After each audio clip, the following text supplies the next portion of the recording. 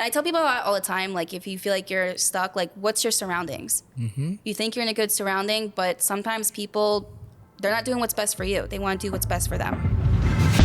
Welcome to the Fuel Hunt Show. What's going on, Eagles? Welcome to the Fuel Hunt Show. I am Joey. I'm joined here with Drew, but he's not important right now. No. We have a guest. We have a guest here with us today, Danielle Kelly, one of the few Fuel Hunt athlete, and most importantly, one championship Atomweight 115 submission grappling world champion. Here with us today. We're excited to have you here with us at HQ on the show.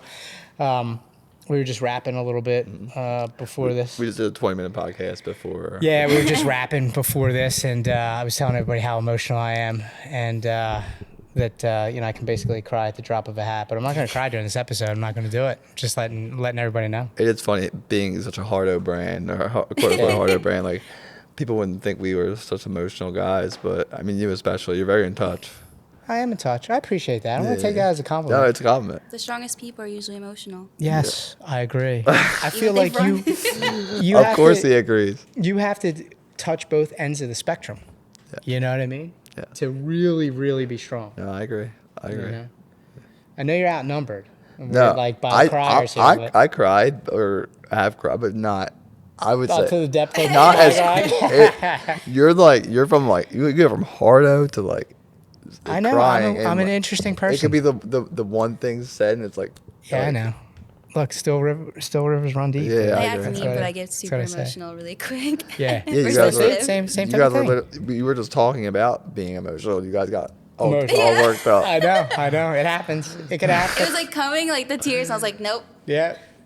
That's actually. And then we started talking about Disney. I'm like, oh. That's a superpower, being able to turn off the faucet. I'm still working on that. All right, well, let's talk today. The community knows you. Let's talk today a little bit about like your journey to world champion, right? How you got started in jiu-jitsu. We got some time. Mm-hmm. How you got started in jiu-jitsu, what got you started, and then, like I said, the road that you've walked. I know there's probably, I'm going to go out on a limb and say that there's probably a lot of people out there that would say you were lucky or this or that or the other thing.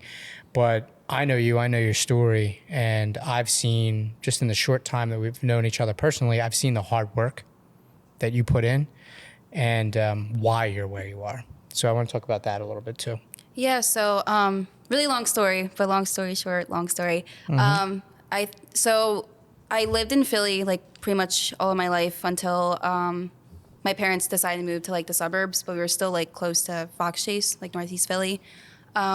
My first ever before the other one, I used to do like karate grappling, it was called. But it was still karate at Tiger Schulman's. That used to be at the Northeast where the hibachi place is. I don't think it's the hibachi place anymore. In Roosevelt Mall. Yes. Yeah. Yes. Oh my God. Corner. Yeah. Every time I mention it to like real Philly people are like, wow, like you're old. I'm like, no. Yeah, I remember it was on the corner, like next to there was like a lot of kids at the time too. Mm-hmm. But it was big. It was a big facility. It was very popular. Yeah, that's. And I think that's when Tiger Schulman's like brand was just starting to get big. Mm-hmm. Anyways, so me and my brother, before we moved, because this was like a few months before, and the bullying didn't really start. Like I grew up in that school where I was at, the elementary school, and I had like a lot of childhood friends.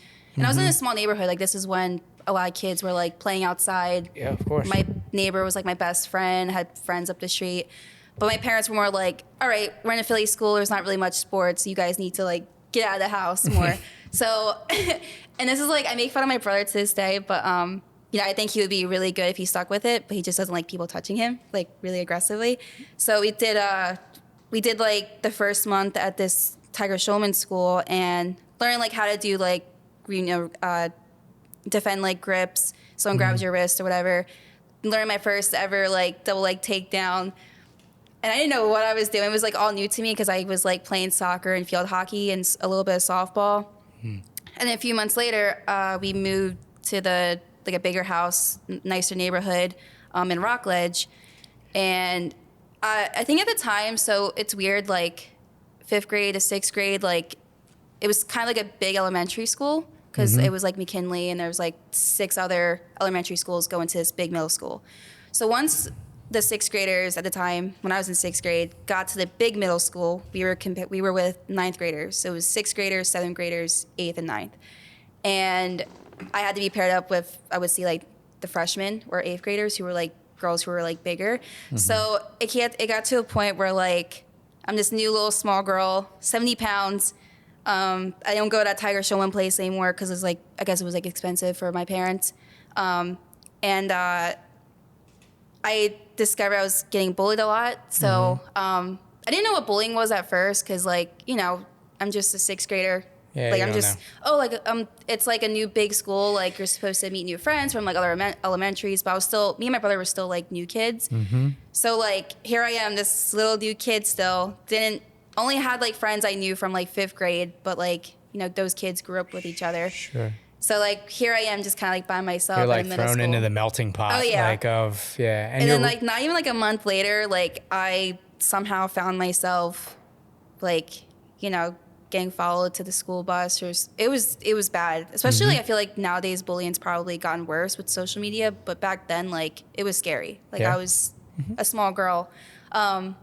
Plus, like you were saying, you don't know, like, you don't really know what the bullying is. Like, I was bullied as a kid, like, when around the same time, like it started maybe like sixth grade or whatever, you start thinking like something's wrong with you. Like, you're not like, oh, this person's a bully and, you know, something's up with them and they're taking it out on me. You actually think, you're like, oh, well, no, something's up with me. Like, you know what I mean? And Yeah, they're and telling me a truth and Yeah, that's for sure. the furthest thing from the truth. Yeah, and, you know, at such a young age, like, when all that's happening and, you know, it takes a toll on you. Like, you know, especially my confidence, and I'll get into that, like, starting jiu-jitsu. But, like, my confidence was so low. Like, I had a new person, had no friends, couldn't really rely on my brother because he was a grade above me. Like, he had his own stuff going on. And, you know, and then backstory, like, my dad was just getting sick. So as a kid, it was just a lot. And then one day, fast forward, I got into like my first fight ever, and this girl was like bigger than me. Yeah. At And, school? At school? Yeah. She was. If I remember correctly, like it was like a kid fight, like sixth grade.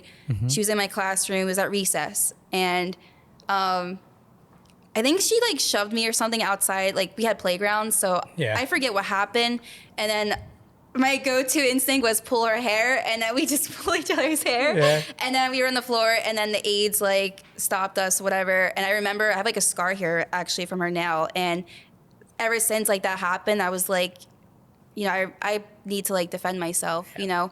And my dad was like into boxing, so like back in his time, he was probably like, oh, you should have done this and that. And it's like, it's easier said than done. Like, I don't know Yeah. what a cross or like what that stuff Plus, is. this is like your first fight. You know what I mean? You don't know what's going on. I didn't know what I was doing, especially on the ground. Like, she was bigger than me. Like, you know, and Was that before or after the Tiger Showman's experience? this was after, but like, It sounds like you did your like free month or so Yes. at Tiger, and now then that I think about it, yeah, it was probably it. But like, I was so young, Yeah. especially like nowadays when I look at kids who are like 5, 6, 7, they're doing like Pan Am's kids. And I'm like, wow, those kids would have kicked my butt. Yeah, Because I couldn't put 2 and 2 together when I started at Tiger Showman's.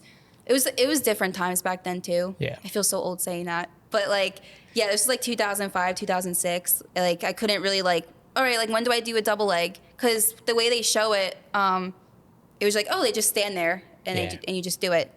But what about if someone's coming out, like going towards you? Like, I was frozen. So Yeah. it's really weird that I remember like little details like that when that happened.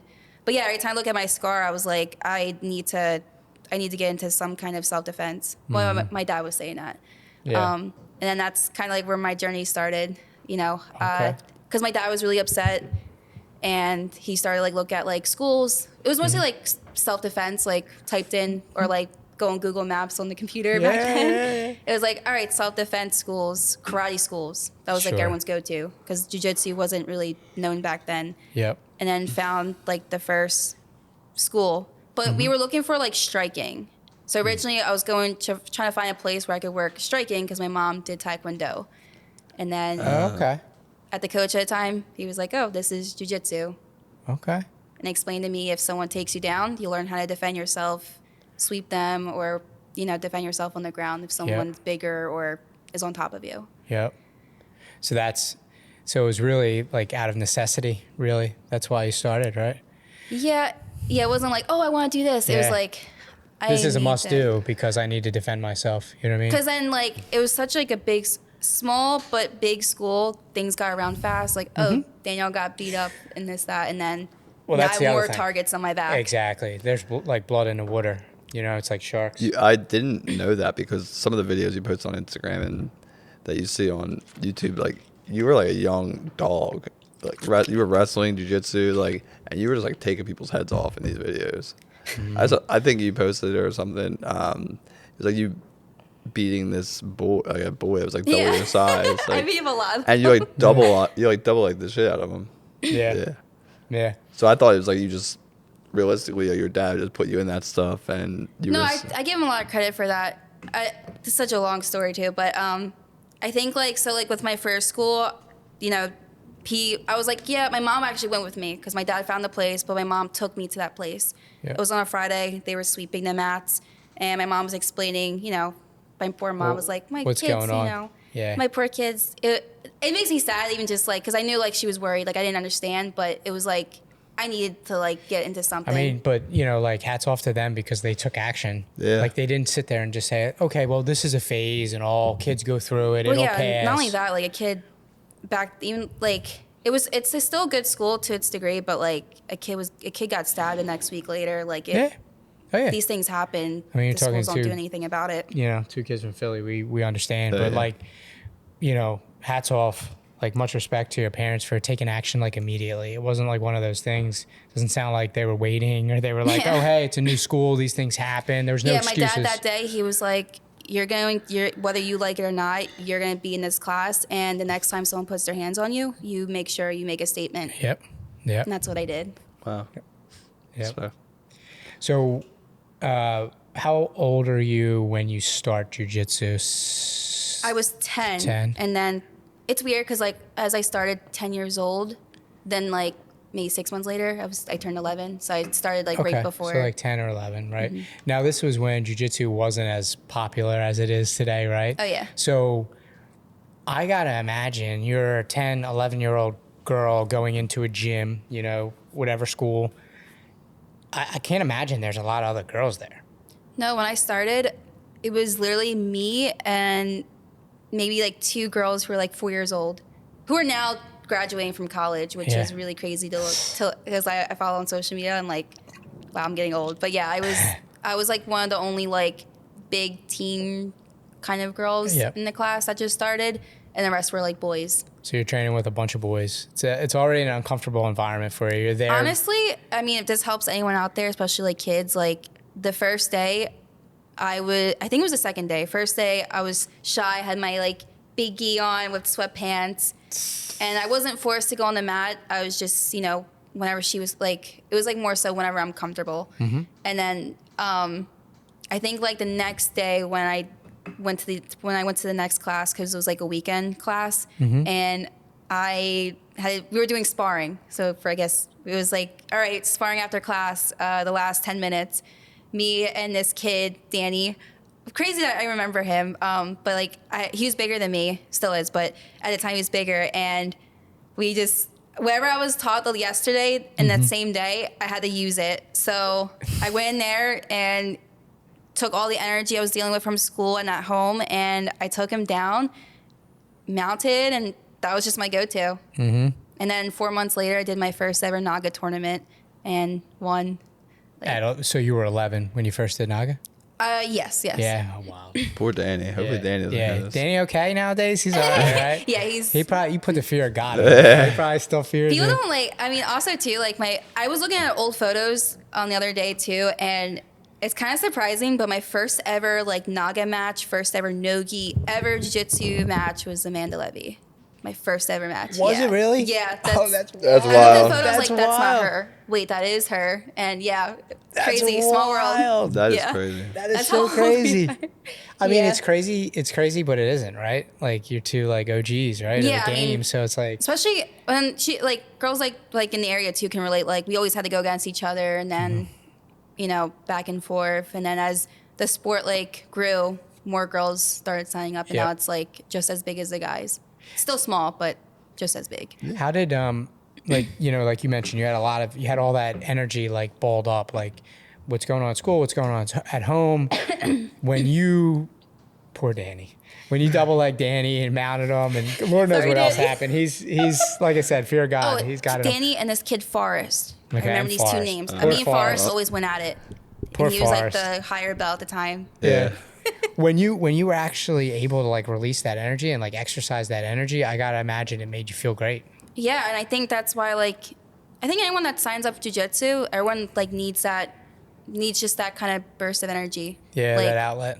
Yeah, people use it as therapy. People use it as, well, it's like my job now, but people, especially kids, like it keeps them active. Especially like kids aren't really good at talking about their feelings. Like me, I just used it on the mats. Yep. I didn't understand like as a kid. Now like when I'm older, I'm like, well, like that's why I stuck with it, because I had no friends. I was getting bullied, dealt with some dad stuff at home, and now this was my outlet. Like Feelings is fuel. Yeah. and then those kids became my friends, and Yep. Yeah. Was Beautiful. there ever a point in jiu-jitsu career where you like didn't want to do jiu-jitsu, like that your dad was like, you have to keep going back, or like kind of forced you to go, or did you always love it? That's like a long timeline. So I didn't start thinking that till like it's weird. Like I knew I wanted to stick with jiu-jitsu after my dad passed, and this was like trying to go through the timeline. So 6th grade to 9th grade, my dad was still around, and then sophomore year, had to go to a new school, and like it was just me and my mom, and my brother. Yep. So Yeah. So you knew then that you were sticking with it, like you were. So when I was in Rockledge, so if I remember correctly, like I could just walk to the first school I was at. It was like, and it was still like a good neighborhood at the time. Like it wasn't bad. Whereas like some neighborhoods you just can't walk by yourself as a young girl. But like there was times where like my mom like was busy with my dad, or like had to like, take a couple of work shifts. I would just walk to jiu-jitsu myself. Yeah. Or if my brother wasn't like in his mood or like raging, he would walk with me halfway. I'm gonna put him on the spot a couple times on here, but yeah, he would like walk me like either up the street, Sure. or my dad would meet me in the middle, like after Fox Chase Cancer Center, meet me and then go back home. So, I mean, on those walks, they're different walks, right? Because now, like compared to younger Danielle, you're more confident now. You know how to handle Yeah, you weren't yourself. scared on that walk. Yeah. You were probably hoping you see Danny or I was Forrest. scared the elevator coming up. So. In all fairness, most of our guests at HQ do not trust that elevator. Yeah, no, I watch too many scary movies. It's yeah. Oh yeah, we should talk about that on Big Horror Fan too. So you're locked in. Like come like you transition to another school again. So that's 10th grade, I guess, or whatever. So with that, I also wasn't driving yet, and this comes where like I start talking later. I'll talk about like how parents are big, like should be a big support system with kids who are trying to pursue jiu-jitsu or any like sport as a career. Because once we moved out there, like with my dad, it was a far drive for my mom, so like I wasn't going to jiu-jitsu every day. I had to stay up at Huntington Valley, which is like another 20 minutes where I was at. And so like I started like, I didn't quit, but it was like I can't show up to classes because my mom like, she had other things going on, or she wasn't taking it as serious, and that's like whole nother story after that. But yeah, like, from like, I forgot to go into the bullying, but because I wanted to mention some fights that I got into too. But like, is this fights in the 6 to 9 Yeah, school? yeah. Oh, okay. But this was in Abington, yeah. But you're more prepared now though. After 6th grade, like once I start 7th, 8th, and 9th grade, I gotta imagine like when I tell kids, if especially like they need advice or something, I tell them just put your kids, like make them compete. Because like most people are always nervous when they're competing. It's that adrenaline. Yep. Then once you like let it out, and especially like in school, like no one wants to fight at school. Like everyone's trying, well, especially like Abington, but everyone's trying to like go about their day. But then you have people who are just going to school because they want to like pick on kids because they think they're tough. I mean, and they pass their pain on. There's pain, and Joey which is no hurt excuse people. though. Like Hurt people, right? Yeah. Yeah. And so I think this was in 8th grade actually. Fast forward, and I was always a quiet kid. Like I never wanted to raise my voice to people. I always like, I had stuff going on at home. Like I was just trying to survive. So like, and my mom was doing her best to like take us to school and everything. And this one day, like this girl was, I think she was a great, it was always the girls who were older than me that wanted to pick on me. So like this one day, like I was walking the hallway, I was in 8th grade, she was in 9th grade. And I guess like I was still like being followed by like the same girls, it's always like in groups. And then she was in the group, but she was like by herself walking with someone.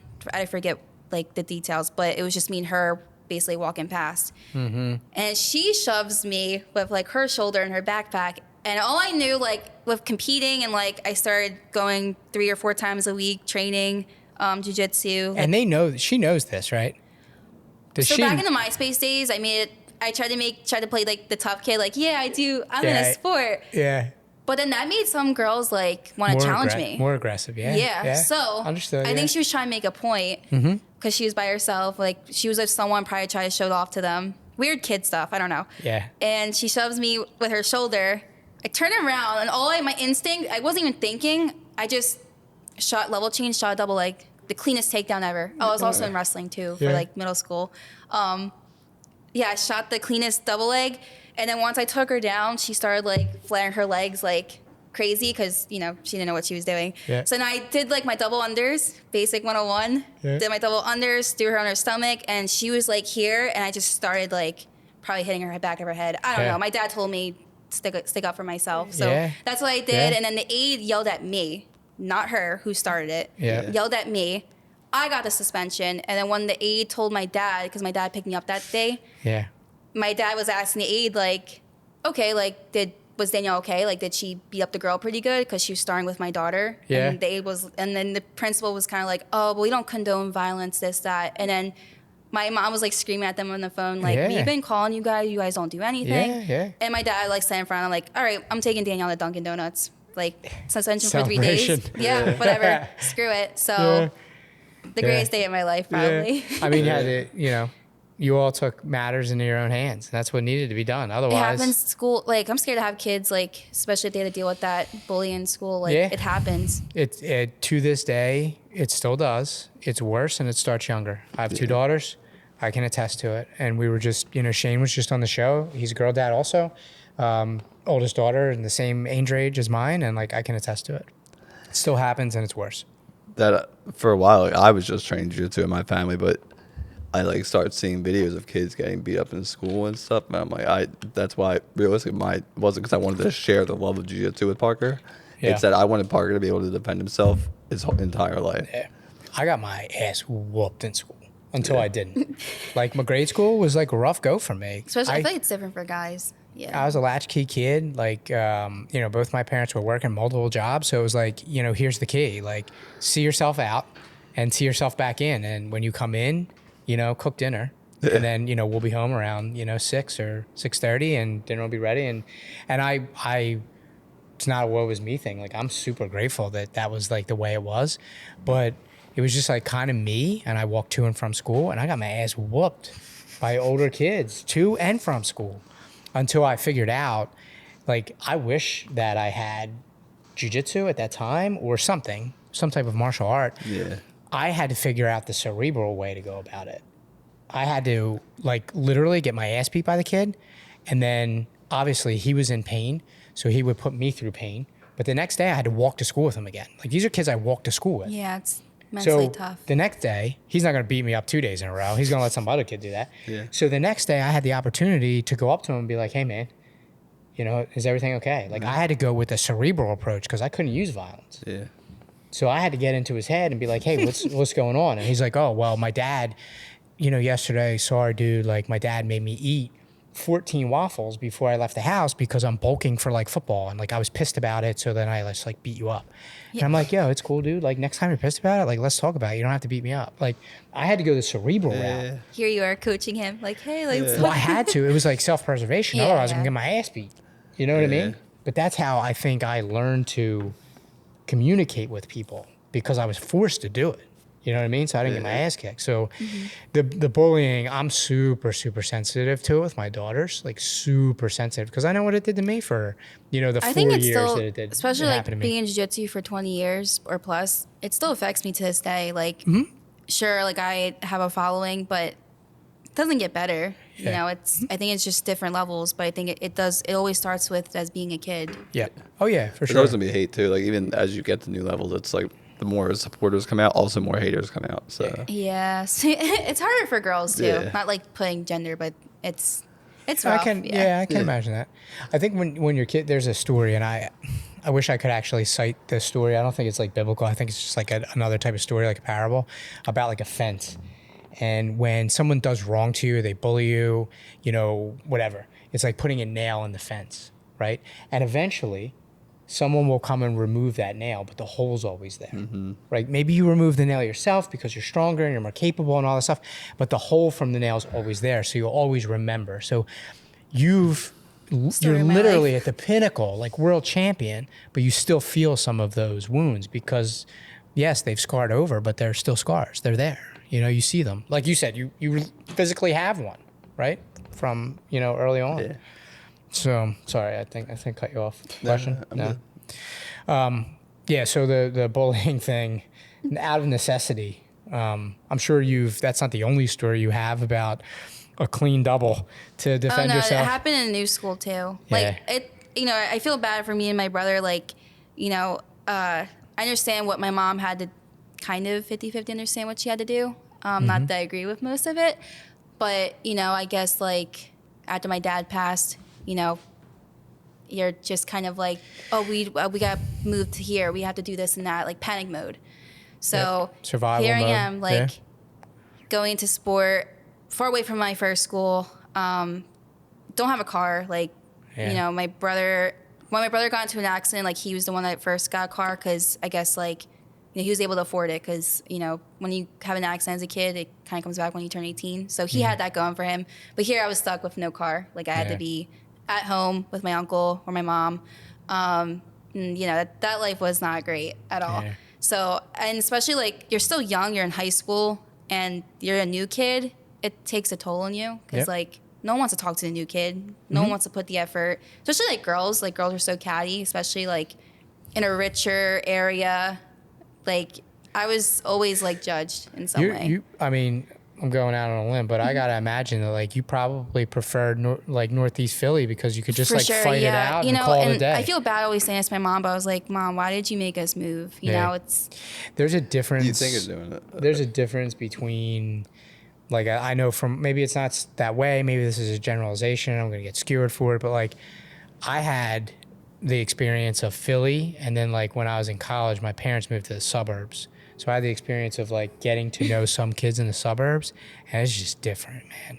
Philly. It's When I just was different. even just You know as a what I mean? kid, like everyone was friends with everybody. Then once I moved to Abington, like the other suburbs, people were mean. Yeah. So I'm saying like when 6 to 9, you know, in that school with Philly kids, with city kids, like it wasn't all peaches and rainbows and lollipops, but you fought it out. You survived. You had a calling card. You had a reputation now or whatever it was, not reputation, but people knew, you know, now you're restarting and you're doing it in an environment where kids operate differently. You It's know more what I mean? like mental. Like they won't Yes. say it to your face, but it's Yeah. like they Yeah. think they're above you. Yeah. Well, I did have one girl who thought she was. I actually got into another fight in my brother's classroom. Actually, but yeah, she was in my brother's grade. I was a junior, and they were all seniors. So that's like a whole different story. Yeah. But then you have those girls who act like because they're from the city, then they're in Yeah. like the rich school. They can Yeah, I talk got to you. however they feel. So you had to find you didn't have a car, you kind of landlocked your home. You have stuff going on at home. You still have stuff going on at school. You had to find a new home for training, go about things differently after the move? It's or- weird, like, because my mom was, like, close with a lot of people, like, that I grew up with from, like, the first school. My mom was very, like, everyone, like, loved my mom. Like, you know, my mom was, you know, she was friends with my first coach. She was friends with, like, even people who are, like, still competing out today. But, like, you know, my mom was kind of, like, dealing with a lot of her stuff on her own. And then me and my brother and mom stayed with my dad's twin. So that's a whole, like, different story. Oh, your brother's a twin? Or her dad's. My dad's okay, a okay. twin, yeah. So you're not, My dad's a better looking twin. was there a point in time where you missed training consistently? For sure. That's when, like, you know, I was also gaining a lot of weight. like that was the first time like as a high schooler, like I was already having bad confidence, not having friends, being a new kid. And the first time ever, and I can barely gain weight now, but like I was as I got older a little bit, I would eat more, gain a little weight, and yeah, like I wasn't training consistently. I would only train on the weekends. Okay. But then the classes would be like Tuesday nights, Thursday nights, and then maybe I'll do the juniors, but like I was starting to be like, you know, a big kid. I couldn't be in the juniors class anymore. Yep. So when did you get back into, like, was there a point in time where you said, okay, look, like. So I was only able to if it was like winter break, spring break. But even sometimes like the school would be closed. Like it was hard to like, cause like I started not fall in love with jiu-jitsu anymore. I was going to wrestling. That's when I started like, all right, if I can't go to jiu-jitsu every day, I'll just stick with wrestling because I do it for high school. And, okay. and So you were wrestling in high school. Oh, you wrestled at Abington? I wrestled from 6th grade to senior year. Oh, okay. And I was in freestyle. Wow. I know. Wow. Oh, I forgot. So actually, like, even my first tournament ever, and I wanted to do more, like, after the Battle of the Beach, like, now we're talking, like, 2007. And my coach at the time was like, maybe you should start doing wrestling. Like, you'll work on your takedowns. That's the only reason I got into it. Yep. And, yeah, it helped with my takedowns a lot, my confidence with that. Met friends from like Abington. Yeah, I mean, it gave me a lot of confidence, and then I fell in love with wrestling. So all those fights were at Abington High School in the suburbs, right? 2 fights in Abington, then 1 in Huntington. It's just interesting because you ideally look to move your family to the suburbs to get them out of that situation. You think that doesn't happen there, but realistically, the violence happens anywhere. So. Yeah, it's everywhere, man. It's everywhere. Yeah. I think if I ever have kids, I will not. If they're like old enough where they're like 10 or 11, if like they already have friends, I would probably try to move in the area where it's like a nicer house. But like taking them, you know, they make friends there. They're going to start to feel like by themselves. Mm-hmm. Yeah. So you wrestled for 6 years. That's wild. So when does you start wrestling? You're still competing, obviously, right? So what's life after high school? You graduate, you're still competing, still training? Like, take us on the journey a little bit. I have such a weird like journey because right when I got out of high school or just at the end of my senior year, I did like a random Naga tournament. You know, my mom was busy with work or something, so like my coach at the time and Danielle Gracie was just coming to Philly. We all went to this tournament, and I signed up for the advanced division. Like whatever, I was just over senior year. I wanted to like just put it past me and start competing again. And at the time, it was a school, I think it was called Loitervin or something. Like they were the pinnacle of jiu-jitsu. Like they were beating every kid, every adult like in the area. And my second match roundup was a world champion girl in no-gi. I actually posted on my story finishing her, but basically like after that, I did the tournament, submitted both my opponents, won. I had my confidence back, like, all right, this is like what I want to do. And then I think that was like 2014, 2015. So like mid 2015, you know, this was also like when me, my mom, and my brother was also preparing for college and getting ready for the military because he wanted to go to the Air Force. But we were still like dealing with like my uncle at the time. And then my mom wanted to get away from that. We moved back to Philly. So now we're like in Ronhurst area. And this is like when I met like my really good friend Susie, who lived across the street from me. So it was like more so like the area we were at, the house we were at, it was just to get away. You know, for my mom's sake and everything. And it wasn't ideal because, you know, especially as a kid and like being 17, 18, you have like a really nice house, nicer house, nice neighborhood, and now we're back to square one. Yeah. And I think, you know, especially today, like it still takes a toll on me. Like, well, I had this and that, you know, my mom like started to become like, all right, jiu-jitsu might not be for you because how are you going to financially, you know, help yourself? Like, I can't do this and that. Your brother's going to the military. You know, my mom started to have like her stuff like internally. So at this point, you were wanting to make jiu-jitsu your career? So I was in college. So it's really weird, and I feel old saying this, but like back then, like jiu-jitsu for girls wasn't really heard Yeah, like, of. what was like if you there were even? Mackenzie Dern, Gabby Garcia, and you're doing like an IBJJF was like promoting them a lot, then like they're making decent money, I Yeah, guess, yeah. at the time. But that was the pinnacle for you. Like, if you were to say, what was your life be like in jiu-jitsu, it would be like a IBJJF being promoted by them. And okay. Yeah. So, well, also too, and that's the thing, like, IBJJF tournaments, even like back then, were expensive. And my mom was like, you know, I'm not paying for that. I don't want to do this or that. That's like a whole like different story, like with my mom too. But like, she basically like wasn't like supporting me, which I understand, I guess, to a certain degree. You know, a lot like happened during like those small few years, like it's high school and then moving to the new small house. And yeah, it was tough because I'm like, well, like how I love doing what I do. I work at a pizza job right now to like support myself a little bit. I use my brother's car now because my brother had gotten a new car like at 20 or 21 or something. So I was just basically taking myself there and back. Even people that were like I thought were close to me. You know, this is probably like after my mom passes away.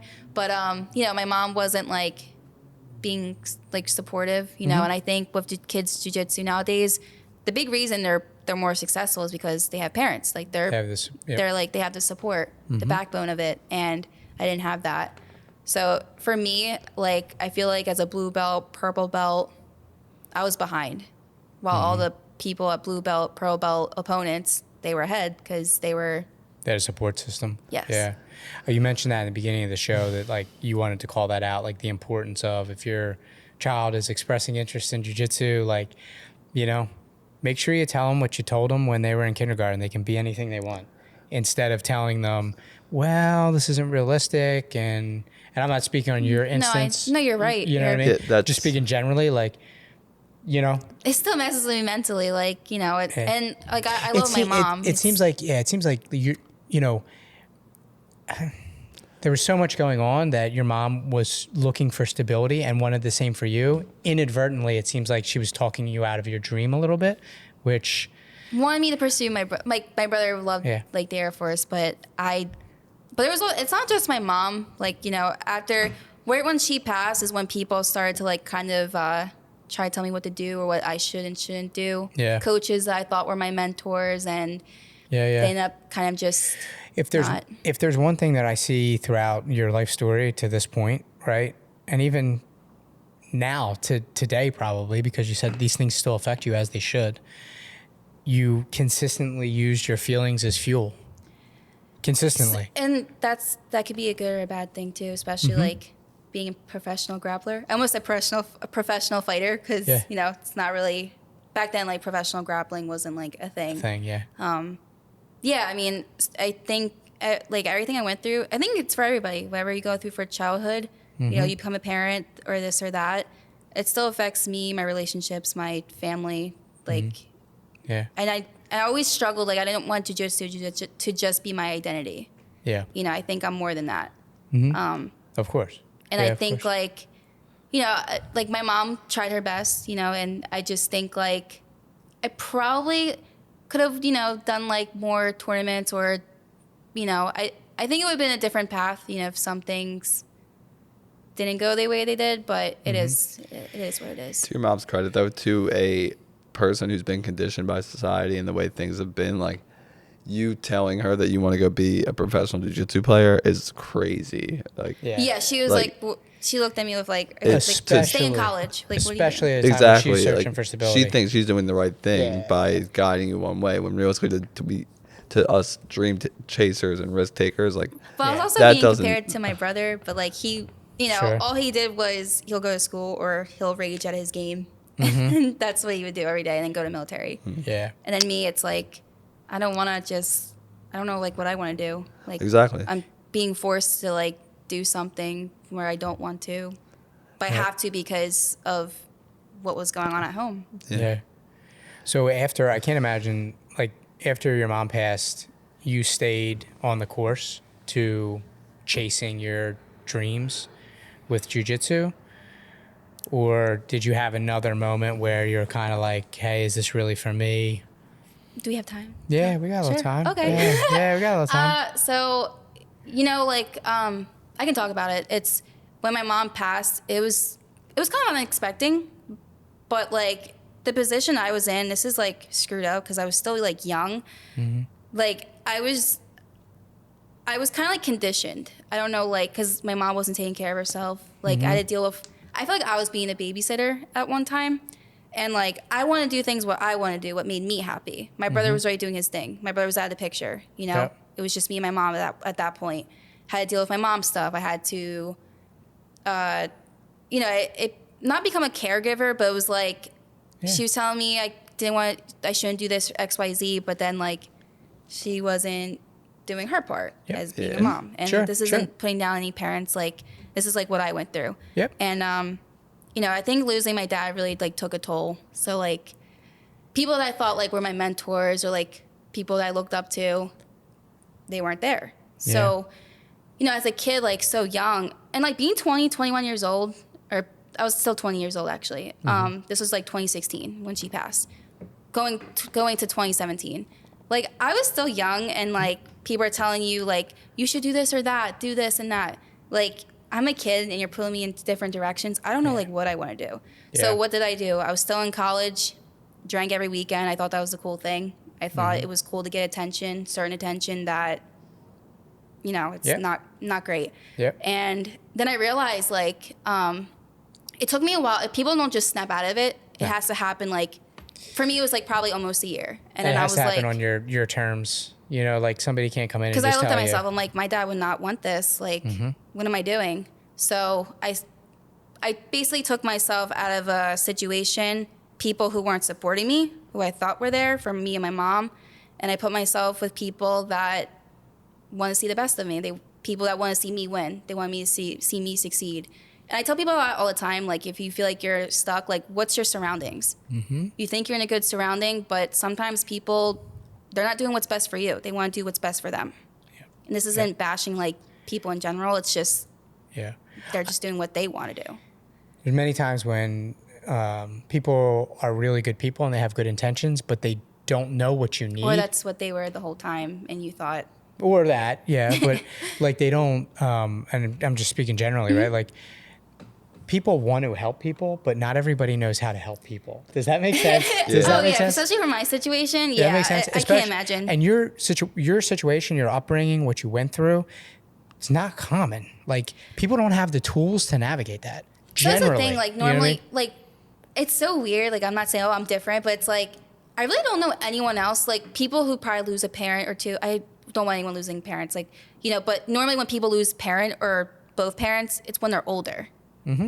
But for me, like I lost my dad turning 15. Pivotal time. My mom 20. Pivotal. Yeah.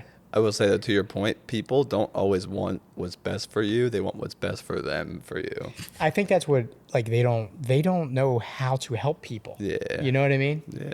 They know how to help themselves. We all do. We all know how to help ourselves. We know what we should do and what we shouldn't do. What we do is we take that ability to help ourselves and we say, oh, this will work for you too. Exactly. But that's not helping people. You know what I mean? So it's, you know, So this is another thing I want to touch up too. Like, and I found this like being in like relationships, you know, like when you're a kid, you're always close with family, whether it's your mom's side and dad's side. I was close mostly with my dad's side. And, you know, like normally, like I assume like, especially like close family connections and everything, like your aunt or uncle or cousins, like they'll look after you, you know? And I feel like my dad was like the person that kept like everyone together. So like, it was just hard because like I relied on people from jiu-jitsu because like that's what I grew up with. Like I was focused and around people at that time through jiu-jitsu. But then like, you know, and again, it's like these people they don't really see me as family. They're just going to do like what they think is best for me, but in their perspective. But then like me, I'm like thankful because I'm back like close with my mom's side now. But like especially with my dad's side, like, you know, my dad went through a lot and you're not going to like talk to your kids. So that's like a whole different story. Yeah. But like, here I am, like I'm being judged at 20 years old, lost both parents, and people are judging me on my like decisions. But it's like, what adult? I have like no one to really guide me. Yes. Or if I have like people from who I thought were mentors from jiu-jitsu trying to guide me, but then like they'll talk to me however they want to, then I have my family. Like I don't have people to like back me. Like Yeah. parents do that. Yeah. And I think like growing up like now or like, you know, relationships, like people think it's okay to like treat some people who don't have family because who's going to stop them from saying that, you know? Yeah. So Yeah. I always like, you know, especially when I have kids, like I just hope like, you know, they always have like a relationship with like their family and everything. I'm sure you'll make sure that that's the case. Yeah. If and when you do. It sounds like you know, yet another Sad story. Well, yeah, but I mean, but a story of growth because you kept going. You know what I mean? So you come to a realization, another like inflection point. It seems like a realization in your life, like, hey, this is not what my dad would have wanted for me. Like, you know, how I'm living my life at the moment. Like he would probably want me to chase my dream. So do you flip that switch at some point and you say, okay, look, like I'm going to align myself with different people. I'm going to stop listening to these opinions. I'm going to chase this. I'm going to go after it. Like, Yeah. Honestly, it's like when I moved to like North Jersey, found a school, Silver Fox. You know, I was around people who I like was with and everything. did you make that move by yourself? So you were like independent, like you got a job and you're just doing your thing? Well, that's when I went to Daniel's. So I was at Daniel's, but I was still like trying to figure out like what I was doing because I was in college, but I didn't know if I wanted to stay at college because I was Sure. like at downtown Northeast and I was at Northeast Community College. And like, again, like so much has happened and I wasn't even focusing like on school. Like that's how, I mean, I still passed, except I still hate this one professor. He failed me because my mom's funeral was that day. And I was like, hey, like I can't make it. I have a funeral to go to. And then he was like, what funeral? And I'm like, my mom's. Like, can I just take the test next week? He failed me. So What the fuck is this That's guy's college name? for you. yeah. We got to add him to Northeast the Community College. Danny, Forrest, and this guy. That's 'Cause college. there's a double leg. That's college 101 right there. Yeah. So even just it just piles up. Like everyone's telling me like judging me like if I made decisions they didn't like or whatever. I'm dealing with this stuff. Like I try to tell my professor like, hey, I have to go to like a family funeral, and you're gonna fail me because I can't take the test. Like back to what I was saying. I was around like that person and people, and I realized like this is how I was supposed to be treated. This is what it's like to be supported. You know, I'm really grateful, like, for everyone, you know, there. I think I give credit to like Fox, Frank, Enrique, like everyone there that like helped me, or like put me to that school. Like I give credit. I always give them credit. So credit where it's due. And I feel like without that, I don't even think I would be this far. So Yep.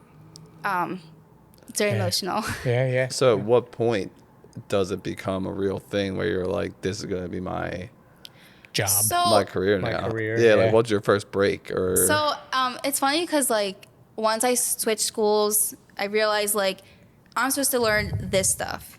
I'm a brown belt. I should be learning this thing. And then I put two and two together. I started rolling with girls like I didn't really see in Philly at the time. Like when I would go to Daniel's, it was like maybe 3 girls, maybe 1 would be my size, but then 2 would be like big girls. And it's really, especially like today, like it's hard to find like my size and like, you know, skill level. Sure. And being like a 115 pounder, like I'm not a 135er. I can't just go with anyone. Like I'll get muscled and everything. So it became a point where I was like doing tournaments, super fights. Then I did like this big tournament at the time.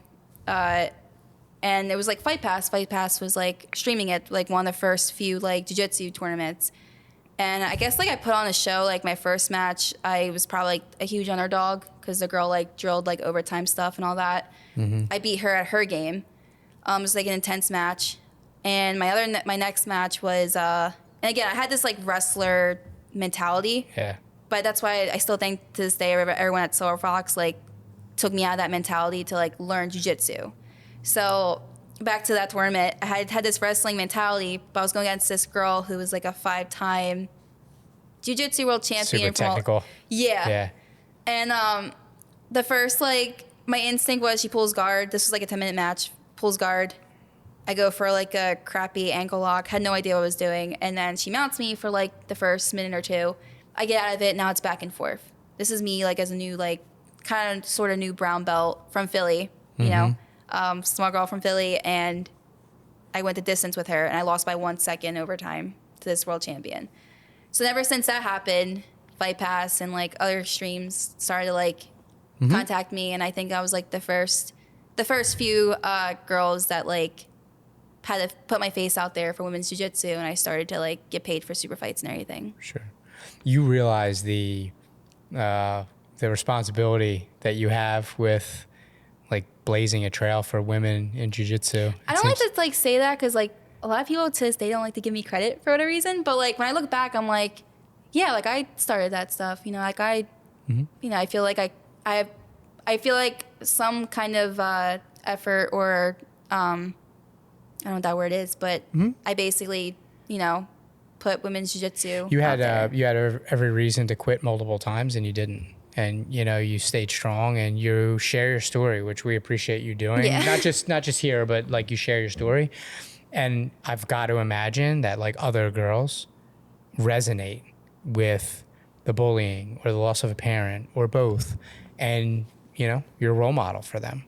And maybe they'll get involved in jiu-jitsu and stick with it, and reach where you're at too. There was one. Did you see the one story we reposted? This girl had a jean jacket, a few jean jacket on, and she was like, Did you see it? she loves you. Yeah. She was like, It's crazy because like I sometimes like if I'm having a bad day, especially like if I'm in fight camp, like for a match or something, I have days where I'm like, why am I doing this? I want to quit. Like I still have those days. Oh, of course. Like I do this for work. When I get home, like I don't want to talk about jiu-jitsu. I don't want to look at jiu-jitsu. I just want to play games or just be in my own world. Yeah. But then, like, when I'm having a bad day, it's like I always have parents of sons and daughters. Like, they'll say, I always give my kids, like, your videos, and like they're inspired. Yeah. Yeah. So anyone, like, any of the haters are like, oh, like, Danielle's this or that, like, I'm inspiring kids. Like, what are you doing? Yeah. So. Exactly. that's true. Yep. So you got the attention, right? Like you put on a classic 10-minute match, right? You got the attention. When does one come into the mix? You compete a couple more times before one? So jiu-jitsu is weird. Like, people can like, I feel like unless you're not on contract, but people can compete in anywhere unless like, but I feel like for girls it's different because if there's like no 105ers or 115 pounders, I'm most likely not going to compete unless like I just really want to and just want to get matches in. Yep. I think like I got in where like big streamer like Fight Pass, for example, started to come into like the jiu-jitsu world and started promoting jiu-jitsu. And I think like Mackenzie Dern was like the first. Then she went to the UFC. I think I went in whereas like jiu-jitsu just started to like be with like UFC. And then they would ask me like, hey, like, do you want to go against this girl that's in the UFC? I'm like, yeah. Because like back then I thought it was like cool, like, oh, like they do UFC. That's, like they're a UFC fighter. And now I'm like, I'll go against them. Sure. Yeah. So the first I heard of Danielle Kelly was at the one Fury card where you went against the one UFC fighter. I'm not sure who it was, but Carla. Yeah, was that your? That was my fourth card. Yeah. So that wasn't your first. No. Like, okay, that was just the first time. The first card I went against a jiu-jitsu world champion. Yeah. That was like ranked at the time. Yeah. Yep. So then after those cards, that's when one. And that's the thing, like, I feel like, and then like after those, especially after the UFC fighter one, I signed with one. Okay. But I was like already in the talks with them. But it's like, that's actually like a different subject. But, I feel like, especially like with some like promotions that I competed for, I think a lot of times because I was on the card, like I feel like I gave those views and like they wanted to promote like the tournament. So, I'm not gonna say like I'm like one of the first like girls that are like trailblazing for like girls jiu-jitsu, but like I think I'm very like one of the few. So especially like being 115, like I'm smaller than most. Yeah. So what's next? Obviously world champion. But what's next? Oh, what's I next can't announce it yet. Yeah. Oh, so there's something going on. Yeah. Okay. Good. Well, I think, but You don't have to announce anything. It's just more Yeah, of a general. What's next question? That's a I have- standard question. It's I have- what's next? I definitely have tough matches ahead, so but Okay. I'll be ready. Yeah. Any MMA in the future? No, I mean, unless like they're paying me like $500K, fine. But if I'm getting paid for All right, jiu-jitsu, well, now we know what the price is. So. Exactly. but, So if Dana, you're know, watching this, you know. especially like jiu-jitsu, like especially like today, athletes are getting paid. Sure. So like Oh, there's. Sure, I don't know if I want to get elbowed, break my nose. I can still get my face broken in a jiu-jitsu match. Yeah. Like I almost. The risk, the reward, Joey's have 2 fractured orbital, but Really? Yeah, Oh. in my short 2.5-year career, being a hobbyist, being a hobbyist. I'm like, what are you doing over there, dude? Like, Yeah, it's kind of it's like really weird actually, like especially like how where jiu-jitsu is today. And the reason I started was because I wanted to do the fighting stuff. Yeah. Like that's when Gina Carano and them were like coming out, and women, and that's actually my dad said no to MMA because he was the first to be like, there's no fighting, it's not like boxing. Girls, no one's gonna watch a girls fight. My dad was one of those guys, so I'm sorry, Dad. But he was basically like, no one watches that. So don't do fighting. I mean, at the time, that was a fair assessment. I don't think any of us knew where this was going to go. Realistically, he was so supportive, but like he was basically just saying, and he liked boxing, so he was like, "There's no girls at boxing. You're not gonna make money. Like no one's gonna watch you." Like, realistically, when you look at the amount of money that some of these jiu-jitsu guys are making, there's really just no point to even consider the risks that you assume when you get in the octagon. It's just like not even, doesn't make sense. Yeah, I feel like it's just more mainstream it is. It's just gonna get bigger. Oh, of course. Of course. Everyone's doing jiu-jitsu now. Yeah. I mean, even I'm doing jiu-jitsu exactly. now. So maybe an announcement soon. What about, let's touch on before we bring this in for a landing tied up. Life outside of jiu-jitsu, you said that, after a match or you just want to come home, kind of just like do your thing, be in your own world. What's your world look like outside of jiu-jitsu? Take care of my deaf dog. Play with my friends on the PC. Like, I like my game friends because, like, I mean, they'll, like, nerd out with jiu-jitsu or mostly MMA because, like, they'll be like, oh, like, Khabib, this, that. But it's not about jiu-jitsu, so it's, like, funny and, like, I got you. We can kind of troll about anything. I don't have to talk to, like, about jiu-jitsu because I'm at a point too, and it's like scary because like when I was a kid I was obsessed with jiu-jitsu. Like I would watch like old 80cc matches, which back then, like when I started, they were literally like 2 years ago at the time. Now they're like 20 years ago. But I used to be like so obsessed. I still am, like obviously I think if you're not obsessed, if you're doing something you don't love it or obsessed with it, then like why so I still love like what I do. It's just right now it's work. Like, I can't just, I don't feel like training today. No, I have to go and train because, it's my job. It's like I'm a champion. So like, it's just like fighting now. Like fighters who are champions or they're getting ready for a fight, you have to stay prepared. Like I wish I could be like, nope, not training after this, like whatever. Not an option. Because your competition's training when you're not, so. Yep. So what games are you playing on PC usually? Well, so I like to like make myself scared, and I'll like play like some scary games if I'm not playing Call of Duty with my friends. But yeah, like if they're not on Call of Duty, I'll play like sometimes Valorant, but I haven't played Valorant in a while. Now I'll just play like from Steam $3 games. From like scary games just to like get my adrenaline up. Back in the day, I was a big Counter-Strike Source guy. I don't know if you ever played that. Yeah, my brother. And Halo 2. Like they were just like my Halo 1, Halo 2. I missed that whole Halo 3. Like I went from I was doing like Sega Genesis. Talk about like you've said it a lot during this. You're like, I feel old to say this. I just said Sega Genesis. That's like six.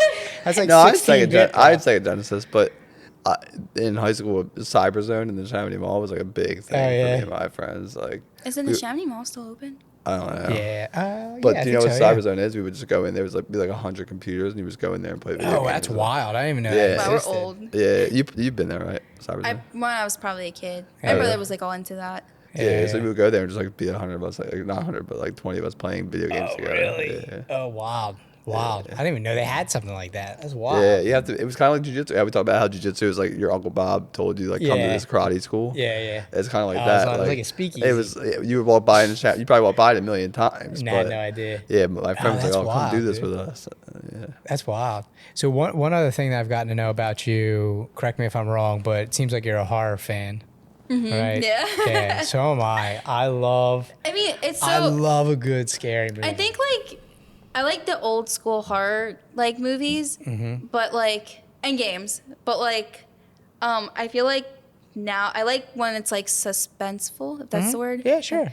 Yeah, and like mystery. so not like slasher. I like the old school slashers. I Okay, think yeah. nowadays like it's overdue. What's could you give me a horror recommendation movie that I may not have seen that I should watch? Actually, since I just talked about mysterious and like suspenseful Yep. ones, I actually like Terrifier.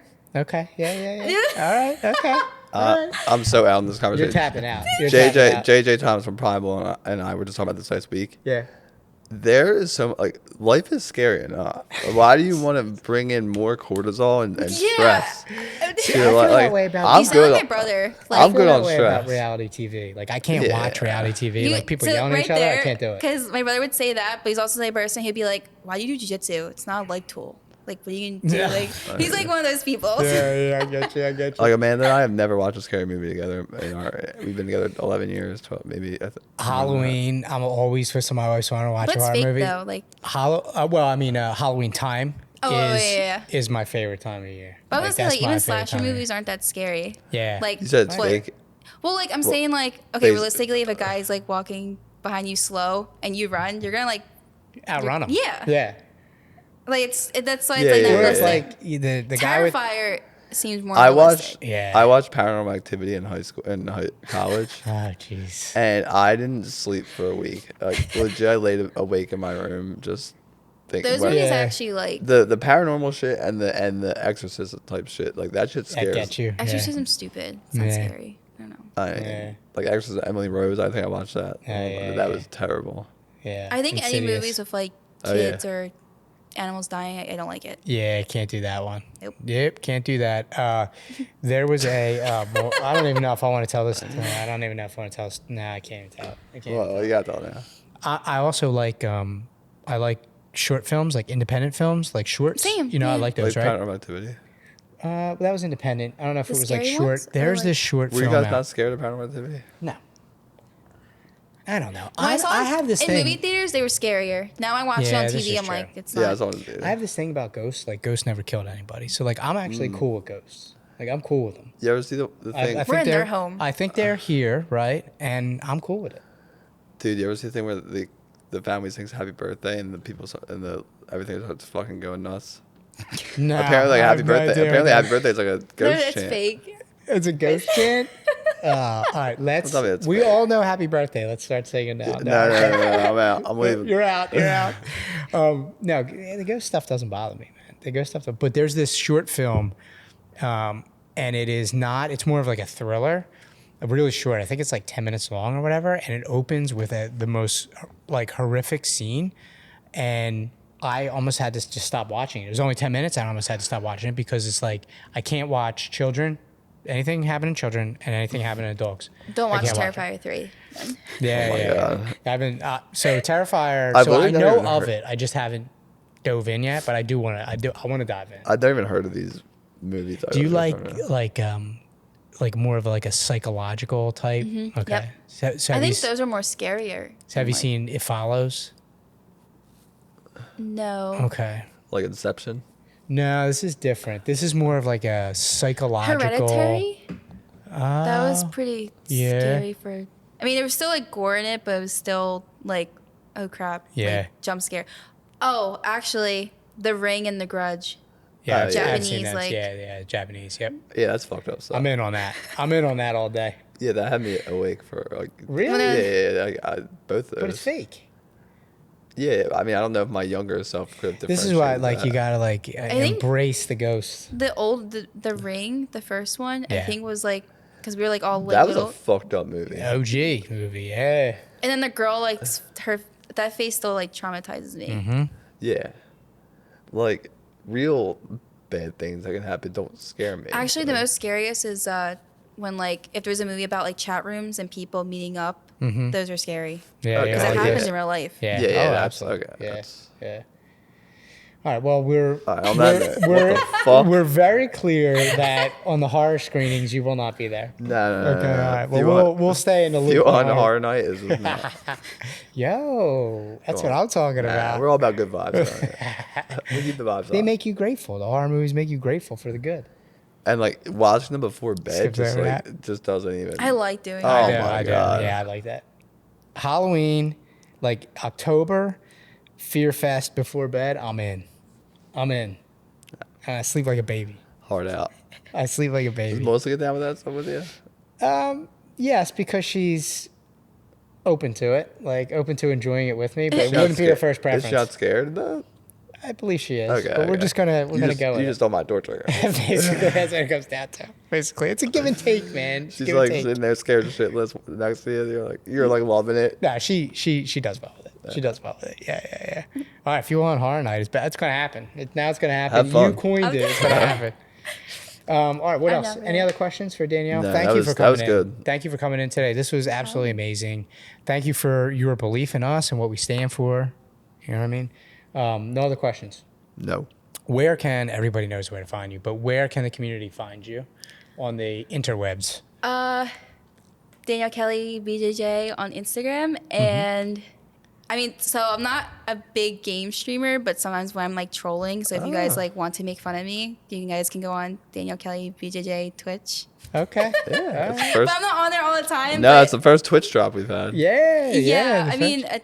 I'm not on there all the time, so I just go on there like when I just want to chill. Got you. I actually don't promote it even on social media, but Yeah. you just have to randomly find me. I was gonna actually ask you about it if you did it. So here we go. Yeah.